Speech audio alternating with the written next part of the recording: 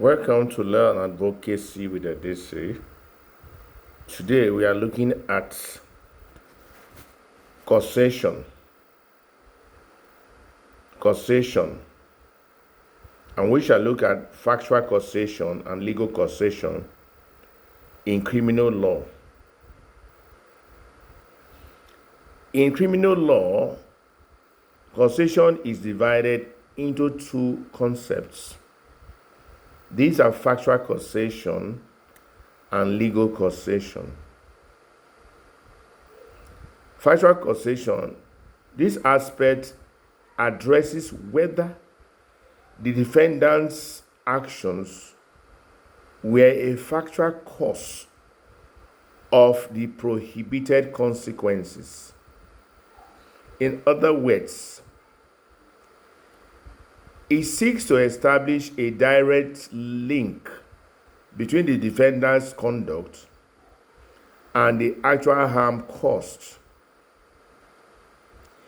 If the defendant's actions were a but-for cause of the result, they can be considered factually causative. Now, legal causation. Once factual causation is established, legal causation examines whether it is fair and just to hold the defendant criminally responsible for the consequences. Even if the defendant's actions were a factual cause, legal causation considers intervening factors and whether the defendant's conduct was a substantial and operating cause of the harm. In summary, for a defendant to be criminally liable in the UK, both factual causation and legal causation must be established. Factual causation establishes the direct link between the defendant's actions and the harm, while legal causation examines the fairness and justice of holding the defendant responsible for the consequences. Now, causation in limitation on the availability of damages. Causation is a critical factor in the limitation on the availability of damages. In legal contexts, causation refers to the link between the wrongful act or breach of duty and the resulting harm or loss. If a direct causal connection cannot be established, it may limit the availability or amount of damages that can be claimed.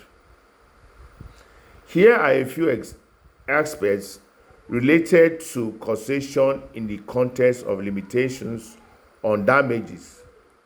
1. Chain of causation. Damages must be a direct result of the wrongful act. If there is a break in the chain of causation where an intervening event breaks the link between the defendant's actions and the harm, it may limit the liability for damages. 2. Foreseeability. Damages must have been foreseeable at the time of the wrongful act. If the harm was not reasonably foreseeable, it might be considered too remote and damages may be limited. 3. Mitigation of loss. The injured party's duty to mitigate their losses is also connected to causation.